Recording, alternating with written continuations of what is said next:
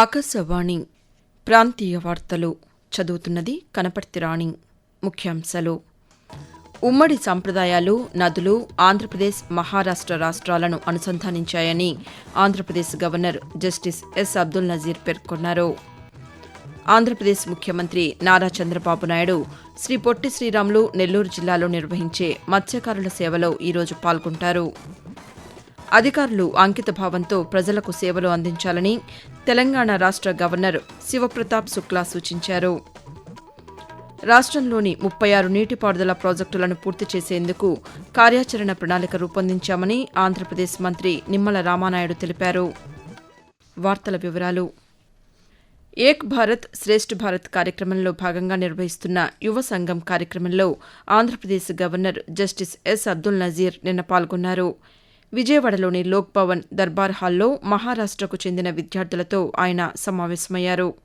ఈ సందర్భంగా ఆంధ్రప్రదేశ్ పర్యటనకు వచ్చిన మహారాష్ట్ర విద్యార్థులను ఉద్దేశించి గవర్నర్ ప్రసంగించారు.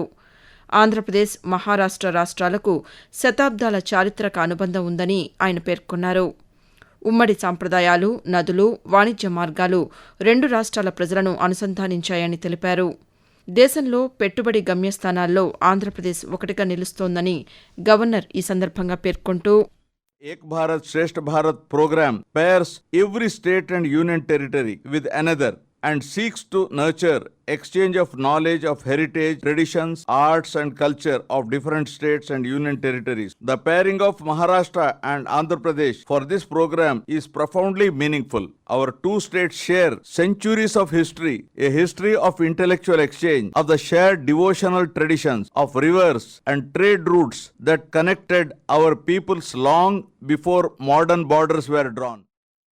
ఆంధ్రప్రదేశ్ ముఖ్యమంత్రి నారా చంద్రబాబు నాయుడు శ్రీ పొట్టి శ్రీరాములు నెల్లూరు జిల్లా కావలి నియోజకవర్గంలో ఈరోజు పర్యటిస్తారు. జిల్లాలోని కావలి మండలం తుమ్మలపెంట గ్రామంలో నిర్వహించే మత్స్యకారుల సేవలో ఆయన పాల్గొని మత్స్యకార కుటుంబాలకు ఆర్థిక సాయం విడుదల చేస్తారు. అమరావతి నుంచి తుమ్మలపెంటకు చేరుకుని ముఖ్యమంత్రి ముందుగా లబ్దిదారుల కుటుంబాలతో సమావేశమవుతారు. అనంతరం ప్రజావేదికలో నిర్వహించే సభలో పాల్గొని మత్స్యకారులను ఉద్దేశించి ప్రసంగిస్తారు. మత్స్యకారుల సేవలో పథకం కింద రాష్ట్ర వ్యాప్తంగా 1,30,796 మత్స్యకార కుటుంబాలకు ప్రభుత్వం మొత్తం 262 కోట్ల రూపాయల ఆర్థిక సాయం విడుదల చేస్తుంది. ఈ మేరకు ముఖ్యమంత్రి పర్యటనకు జిల్లా అధికారులు అన్ని ఏర్పాట్లు పూర్తి చేశారు. సంక్షేమం, అభివృద్ధి, సుపరిపాలన లక్ష్యంగా ప్రభుత్వం ముందుకు సాగుతోందని ఆంధ్రప్రదేశ్ ముఖ్యమంత్రి నారా చంద్రబాబు నాయుడు తెలిపారు. అమరావతి రాష్ట్ర సచివాలయంలోని ఆర్టీజీఎస్ కేంద్రం నుంచి జిల్లాల కలెక్టర్లు, అధికారులు, క్షేత్రస్థాయి సిబ్బందితో నిన్న దృశ్య మాధ్యమ విధానంలో సమావేశాన్ని నిర్వహించారు. ఈ సందర్భంగా ముఖ్యమంత్రి మాట్లాడుతూ, రాష్ట్రంలో సుపరిపాలనకు ఆంధ్రప్రదేశ్ జాతీయ స్థాయిలో ఆదర్శంగా ఉండాలని అన్నారు. డేటా, సాంకేతికత ఆధారంగా క్షేత్రస్థాయి పరిస్థితులపై హెచ్చరిక వ్యవస్థను మరింత బలోపేతం చేయాలని సూచించారు. ఆరోగ్యం, వ్యవసాయం, గనుల రవాణా వంటి అంశాల్లో పర్యవేక్షణ పెంచాలని, అర్జీల పరిష్కారంపై ప్రత్యేక దృష్టి సారించాలని అధికారులను ఆదేశించారు. రాష్ట్రంలో పంచాయతీరాజ్ శాఖ పనితీరును మరింత పారదర్శకంగా తీర్చిదిద్దాలని ఆంధ్రప్రదేశ్ ఉప ముఖ్యమంత్రి కె పవన్ కళ్యాణ్ అధికారులను ఆదేశించారు. గుంటూరు జిల్లా మంగళగిరిలోని క్యాంపు కార్యాలయంలో పంచాయతీరాజ్ శాఖ ఉన్నతాధికారులతో ఆయన నిన్న సమీక్షా సమావేశాన్ని నిర్వహించారు. ఈ సందర్భంగా పవన్ కళ్యాణ్ మాట్లాడుతూ, రాష్ట్ర వ్యాప్తంగా జరుగుతున్న అభివృద్ధి పనుల పురోగతి ప్రజలకు స్పష్టంగా తెలిసేలా ప్రత్యేక పబ్లిక్ డాష్బోర్డును రూపొందించాలని సూచించారు. ఘన వ్యర్థాల నిర్వహణలో భాగంగా తిరుపతి జిల్లాలో పైలట్ ప్రాజెక్టుగా అమలు చేస్తున్న గ్రీన్ షాప్ విధానాన్ని రాష్ట్ర వ్యాప్తంగా విస్తరించాలని అధికారులకు సూచించారు.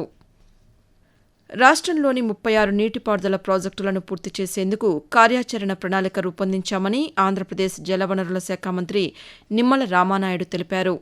అమరావతిలోని రాష్ట్ర సచివాలయంలో ముఖ్యమంత్రి నారా చంద్రబాబు నాయుడు అధ్యక్షతన సాగునీటి ప్రాజెక్టుల పురోగతిపై జరిగిన సమీక్షా వివరాలను మంత్రి నిన్న పాతికేయులకు వెల్లడించారు. 2027 జూన్ నాటికి పోలవరం ప్రాజెక్టు పూర్తి లక్ష్యంగా పనులు కొనసాగుతున్నాయని తెలిపారు. వెలిగొండ, హంద్రీనీవా, వంశధార తదితర ప్రాజెక్టులకు కూడా గడువులు ఖరారు చేశామని మంత్రి పేర్కొంటూ, రేపు భవిష్యత్తులో ఒక 36 ప్రాజెక్టులు, అంటే మన కలెక్టర్స్ మీటింగ్ లో ఒక 25 ప్రాజెక్టుల వరకు ఆ రోజు ఆయన చెప్పడం జరిగింది. ఆ 25 ప్రాజెక్టులకి ఇంకొక అదనంగా 11 ప్రాజెక్టులు కూడా ఈ రివ్యూస్ లో ఐడెంటిఫై చేసి 36 ప్రాజెక్టులను కూడా మరి చంద్రబాబు నాయుడు గారు చాలా క్లియర్ గా పూర్తి చేయడానికి, అంటే ప్రాజెక్టుని ఐడెంటిఫై చేసినటువంటి ప్రాజెక్టుని ఫౌండేషన్ ఎప్పుడు వేయాలి, ఏ నెల ఏ సంవత్సరంలో కంప్లీట్ చేయాలనేటువంటి విషయాన్ని కూడా లక్ష్యాన్ని నిర్దేశించడం జరిగింది. ఆకాశవాణి ప్రాంతీయ వార్తలు వింటున్నారు. ప్రజలకు అధికారులు అంకితభావంతో సేవలు అందించాలని తెలంగాణ గవర్నర్ శివప్రతాప్ శుక్లా సూచించారు. హైదరాబాద్లో శిక్షణ పొందుతున్న 44 మంది గ్రూప్ 1 ప్రొబేషనరీ డిప్యూటీ కలెక్టర్లు లోక్ భవన్లో నిన్న గవర్నర్ను మర్యాదపూర్వకంగా కలిశారు. ఈ సందర్భంగా గవర్నర్ మాట్లాడుతూ ప్రతి నిర్ణయంలో ప్రజల సంక్షేమమే ప్రధాన లక్ష్యంగా ఉండాలని సూచించారు. పదవి అనేది కేవలం అధికారం మాత్రమే కాకుండా ఒక బాధ్యత అని గుర్తుంచుకోవాలని తెలిపారు. రాష్ట్ర అభివృద్ధి, సమాజ పురోగతికి కట్టుబడి పనిచేయాలని అధికారులకు గవర్నర్ సూచించారు.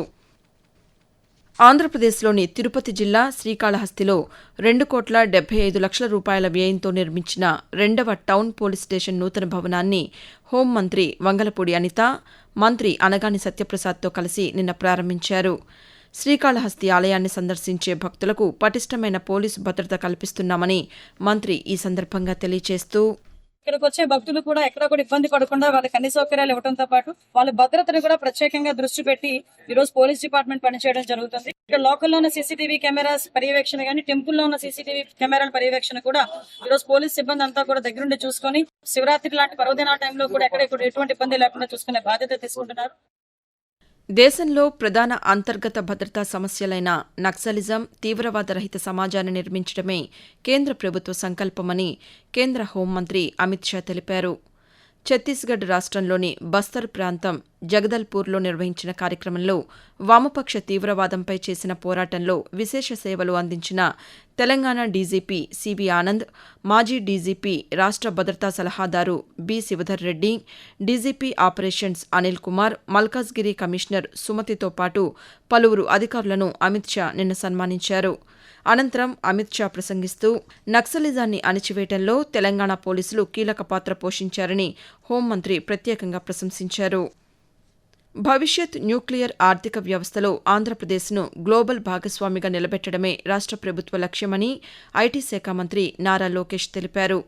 ఢిల్లీలో nuclear energy institute, US India strategic partnership forum సంయుక్తంగా నిర్వహించిన సదస్సులో మంత్రి నిన్న పాల్గొన్నారు. ఈ సందర్భంగా లోకేష్ మాట్లాడుతూ స్మాల్ మాడ్యులర్ రియాక్టర్లు, తదుపరి తరం న్యూక్లియర్ సాంకేతికతలకు భారత్లో విస్తృత అవకాశాలు ఉన్నాయని పేర్కొన్నారు.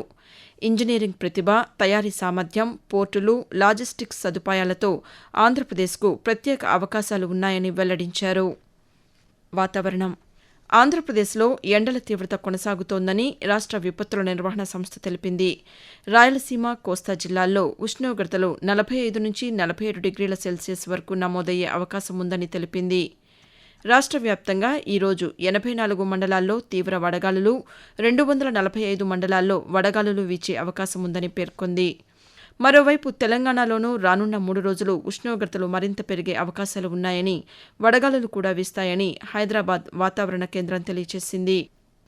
ప్రాంతీయ వార్తలు ముగించే ముందు ముఖ్యాంశాలు మరోసారి. ఉమ్మడి సంప్రదాయాలు, నదులు ఆంధ్రప్రదేశ్, మహారాష్ట్ర రాష్ట్రాలను అనుసంధానించాయని Andhra Pradesh governor justice S Abdul Nazeer పేర్కొన్నారు. ఆంధ్రప్రదేశ్ ముఖ్యమంత్రి నారా చంద్రబాబు నాయుడు శ్రీ పొట్టి శ్రీరాములు నెల్లూరు జిల్లాలో నిర్వహించే మత్స్యకారుల సేవలో ఈరోజు పాల్గొంటారు. అధికారులు అంకితభావంతో ప్రజలకు సేవలు అందించాలని తెలంగాణ గవర్నర్ శివప్రతాప్ శుక్లా సూచించారు. రాష్ట్రంలోని 36 నీటిపారుదల ప్రాజెక్టులను పూర్తి చేసేందుకు కార్యాచరణ ప్రణాళిక రూపొందించామని ఆంధ్రప్రదేశ్ మంత్రి నిమ్మల రామానాయుడు తెలిపారు. ఆకాశవాణి ప్రాంతీయ వార్తలు ఇంతటితో సమాప్తం.